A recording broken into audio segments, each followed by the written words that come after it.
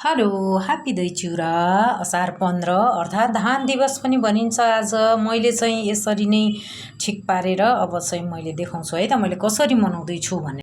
सबभन्दा पहिला त मैले त्यसरी मिलाएँ हैन, अनि त्यसपछिबाट आएर मैले यहाँ भगवानलाई अर्पण गरेँ दही चिउरा, केरा, आँप, फुल पाती, अनि त्यसपछि पूजा गरेँ घन्टी टिनिनी बजाएर। अब चाहिँ मैले अनि यो चाहिँ मेरो पितृहरूको लागि भनेर यहाँ दुई ठाउँमा पातमा पनि राखिदिएँ।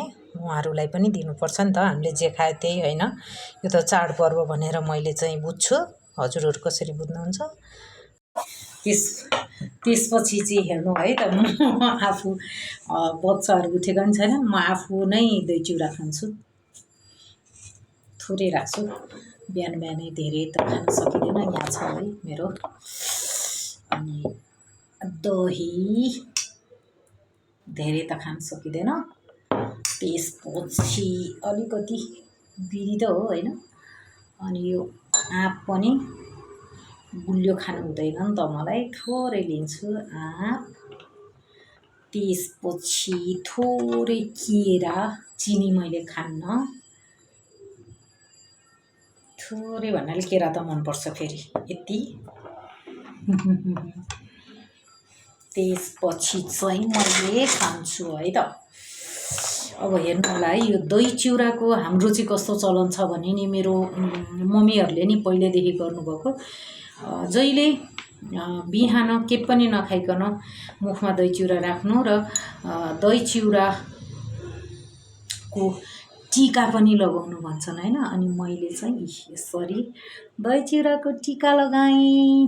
नानी उठेको भएदेखि त्यसलाई खुवाएर खानुहुन्थ्यो, उठेकी छैन। अब म आफै खाएँ है त। हजुरहरूले खानु कि भएन, कसरी मनाउनु भयो? म चाहिँ यस्तै हो है, मेरो चाहिँ कृष्ण अर्पण।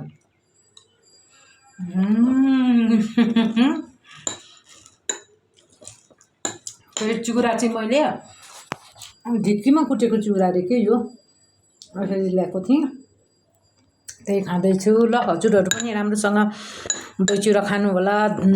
समय परिस्थिति मिले, खेत भए, आज धान पनि रोप्नु भन्छन् होइन। असार 15 सकिन्छ र मिल्छ भने त्यो पनि गर्नु होला। मेरो चाहिँ मिल्दैन, कहीँ छैन यता नजिकै, कहाँ रोप्न जानु, नत्र जान्थेँ होला।